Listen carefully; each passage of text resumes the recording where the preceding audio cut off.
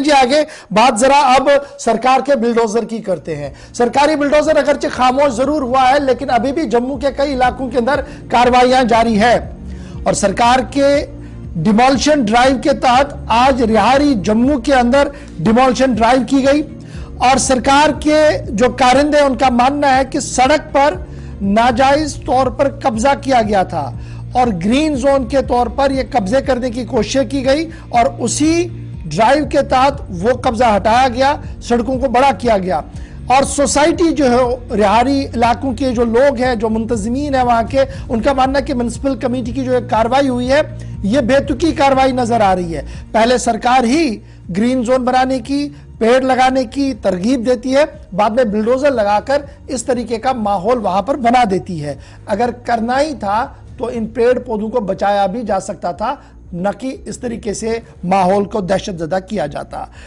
बिना किसी नोटिस के करने की भी बात सामने आ रही है। और इस तरीके से लगातार बुलडोजर, ये जो आप देख रहे हैं जी, ये रिहाड़ी जम्मू की कॉलोनी है जहां पर कई मकामात पर यह कार्रवाई हुई। और जम्मू म्युनिसिपल कॉरपोरेशन ने साफ किया कि यह कार्रवाई जाब्ते के तहत है, कानून के तहत है, आईन के तहत है। और जहां पर बुलडोजर चला उनकी तरफ से कहा गया कि बिना किसी पेशगी इतला के इस तरीके से सारा कुछ किया गया। लेकिन कुछ चीजें विजिबल भी हैं जो आप देख सकते हैं। सड़क पर इस तरीके से वो आगे 1-1.5 फुट में वो ग्रीन जोन बनाना, क्या इसकी परमिशन थी, नहीं थी? ये ग्रीन जोन बनाने की इजाजत कब मिली और आज ये अचानक से क्यों इस तरीके का हो रहा है? बहुत सारे सवाल जो है वो इस पर उठ रहे हैं। सीधे रितिका के पास चलेंगे क्योंकि न सिर्फ इतना, और भी जम्मू में कुछ और मामला है, जानने की कोशिश करेंगे। रितिका, बहुत शुक्रिया जी ज्वाइन करने के लिए। डिमोलिशन ड्राइव पहले हम देखते थे स्टेट लैंड्स पर होती थी, एनक्रोचर्स को हटाने की बात हो रही थी। इस बीच 2-3 दिन से वो थोड़ा सा कम हो रहा था क्योंकि सरकार की तरफ से साफ किया गया था कि हम इस पूरे मामले का एसेस कर रहे हैं और बड़े लोगों को नहीं छोड़ेंगे। आज ये जो डिमोलिशन हुई है इसमें सरकार लगातार और एडमिनिस्ट्रेशन कह रही है कि ये सड़क पर नाजायज कब्जा था जिसको हटाया गया। अवाम कह रही है कि बिना किसी पेशगी इतला के तबाही मचा दी। क्या कुछ ग्राउंड जीरो की कहानी है? जी बिल्कुल, आपको बता देना चाहते हैं कि एडमिनिस्ट्रेशन से आज जो कार्रवाई की गई है, रिहाड़ी कॉलोनी में वार्ड नंबर 25 के तमाम विजुअल्स जो जनता को दिखाए गए हैं, यहाँ पे बिना इतिला किए हुए लोगों को ये ड्राइव चलाई गई। और इसमें बड़ी बात ये है कि यहाँ पे जो जम्मू की म्युनिसिपल कमेटी है, म्युनिसिपल कॉर्पोरेशन है, उनके द्वारा ही ये ग्रीन प्लांट्स लगाने को लेकर लोगों को जागरूक किया गया था। उन्हीं के द्वारा ये ग्रीन प्लांट्स दिए गए थे। लोगों का कहना है कि तब भी जो एरिया को आज तोड़ा गया है, ये तब भी बना हुआ था, तब इन्होंने मना क्यों नहीं किया था कि आप यहाँ पे पेड़ मत लगाएं, घरों के अंदर लगाएं। इस प्रकार की बातें हमें लोगों से सुनने को मिली। और आज आके बिना कोई नोटिस दिए, बिना इत्तला किए, बड़ी बड़ी मशीन्स के साथ, भारी पुलिस बल के साथ वहां पे एडमिनिस्ट्रेशन के लोग पहुंचते हैं और वहां पे लोगों के घरों के बाहर जो भी कंस्ट्रक्शन हुई पड़ी थी सब तोड़ के आधा दर्जन के करीब घर हैं जिनके ऊपर ये बुलडोजर चलाए गए। और लोगों में रोष है क्योंकि उन्हें ना बताया गया, नोटिस दिया गया। रिहाड़ी कॉलोनी की हम बात करते तो खबर ये भी है कि कुछ इलाकों के, मतलब कुछ घरों पर बुलडोजर चला, कुछ को इसी तरीके से छोड़ दिया। उससे भी बड़ा कंफ्यूजन और कियोस वहां पर है। आपस में बड़े क्लैशेस की खबरें भी हो रही है कि जनाब आपस में वहां बड़ी तू मैं हो रही है कि उधर हुआ इधर नहीं हुआ। एक तो ये भी है, दूसरा ये भी है जो जम्मू म्युनिसिपल कॉर्पोरेशन की तरफ से कहा जा रहा है कि ये कोई नई बात नहीं है जी, हम तो इससे पहले भी इस तरीके की कार्रवाई कर चुके हैं जम्मू के अंदर।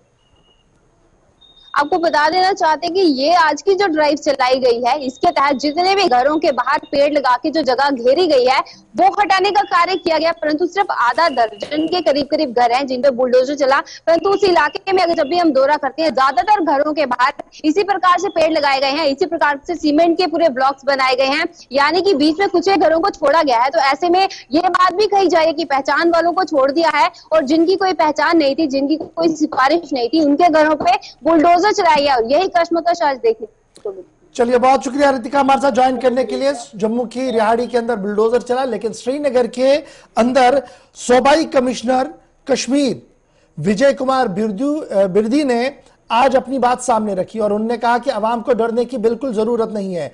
लेफ्टिनेंट गवर्नर साहब ने जो बात बताई है उसे पूरा किया जाएगा और किसी भी कीमत पर किसी भी उस आदमी को नहीं छेड़ा जाएगा जिसने कुछ भी नहीं किया हो।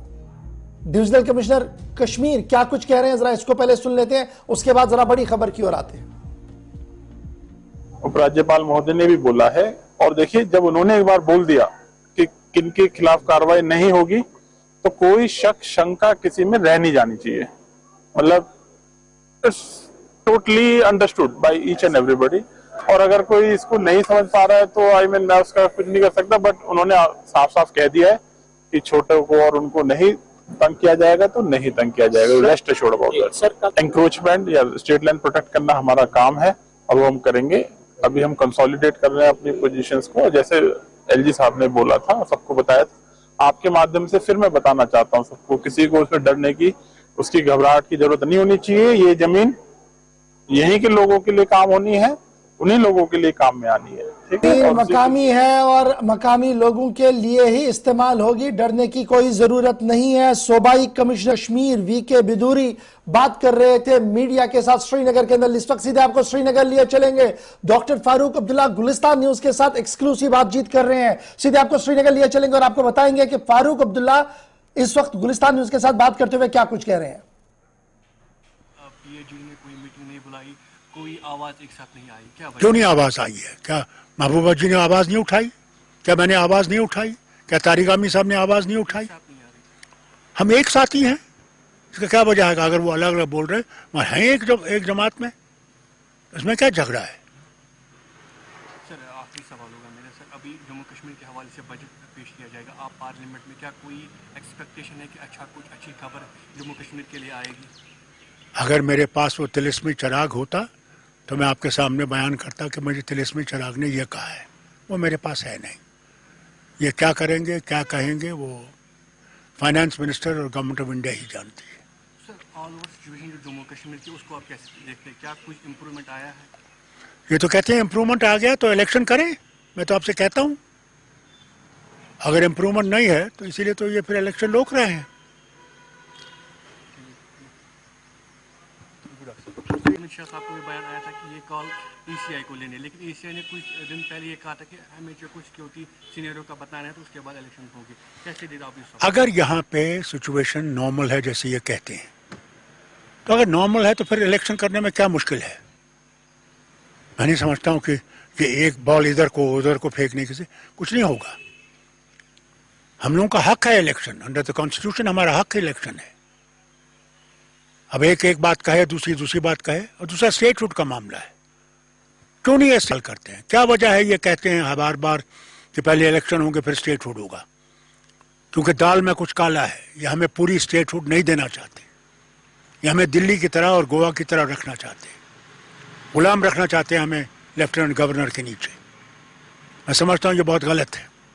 इनको अपनी पॉलिसी क्लियर करनी चाहिए। हमें स्टेटहुड चाहिए जैसे पहले थी, हमें ट्रंकेटेड स्टेटहुड नहीं चाहिए। डॉक्टर साहब लद्दाख की हालत से वाकई में उन लोगों के खिलाफ कार्रवाई हो जिन्हें अपने पावर का नाजायज इस्तेमाल किया है? देखिए मैं आपको ये बताऊं, ये सिर्फ कश्मीर में नहीं हो रहा, ये जम्मू में भी हो रहा है। इसमें सब लोगों को एक मुसीबत से गुजरना पड़ रहा है। आज हम नौकरी तो दे नहीं सकते। अगर इंसान ने 50 साल पहले एक दुकान बनाई है, उससे रोजी रोटी कमा रहा है, आज ही जरूरी था उनकी दुकानों को उड़ाने का? और इस सर्दी के मौसम में क्या इनको सोचना चाहिए था। दिल्ली में भी इलीगल कॉलोनीज थी, उनको कैसे रेगुलराइज किया गया? उनको रेगुलराइज किया गया। क्या यहां नहीं कर सकते थे? गरीबों को क्या उठाना था, उछालना था? ये गलत किया इन्होंने। और मैं नहीं समझता ये हिंदू मुसलमान का मामला है। ये हमारे तशख़्ख़ुस को ही ख़त्म करने की ज़रूरत है। ये चाहते हैं कि अपना ये पावर दिखाएं। ये पावर इनको खुद डुबो देगा। डॉक्टर साहब आज साहब ने कहा कि मुझे नज़र में है ये, मैं खुद देख लूँगा। कैसे देखते आप इस बयान को? देखिए हम चाहते हैं कि सुप्रीम कोर्ट इसको सुने, और सुप्रीम कोर्ट पहले भी सुप्रीम कोर्ट ने इसका फैसले दिए हैं। 2 फैसले आए। उस वक्त ये कहा गया कि ये परमानेंट है, इसको छुआना नहीं चाहिए। आज क्या वजह है कि ये लोग नहीं उठा रहे हैं? उठाना चाहिए। हमें पता लगे कि फाइनल कोर्ट ऑफ जस्टिस हमारे लिए क्या कहता है। डॉक्टर साहब यहाँ क्या है तो क्या कुछ कहेंगे उनकी रेजिग्नेशन के साथ? मैंने मुबारक करता हूँ हर्षदेव सिंह जी को कि वो भीम सिंह की पार्टी पैंथर पार्टी को फिर से उठा रहे हैं। मैं उनको मुबारक देता हूँ और उम्मीद करता हूँ कि पैंथर पार्टी इस तरह से मजबूत होगी और लोगों के लिए काम करेगी और लोगों को इन मुश्किलों से निकालेगी। मेरी शुभकामनाएं उनके साथ। चलिए जनाब, डॉक्टर फारूक अब्दुल्ला को आप सुन रहे थे श्रीनगर के अंदर गुलिस्तान न्यूज के साथ बात करते हुए उम्मीद लगा रहे थे कि सुप्रीम कोर्ट के अंदर जो मामले की समाअत होनी है वो जल्दी से होगी और स्टेटहुड की बहाली पर जोर दिया गया। ताहम बरहम हुए जब उनसे यह पूछा गया कि पीएचडी के दफ्तर पर क्या ताला चढ़ा है। कहा महबूबा भी मैदान में है, तारिगामी भी बयान दे रहे हैं, मैं भी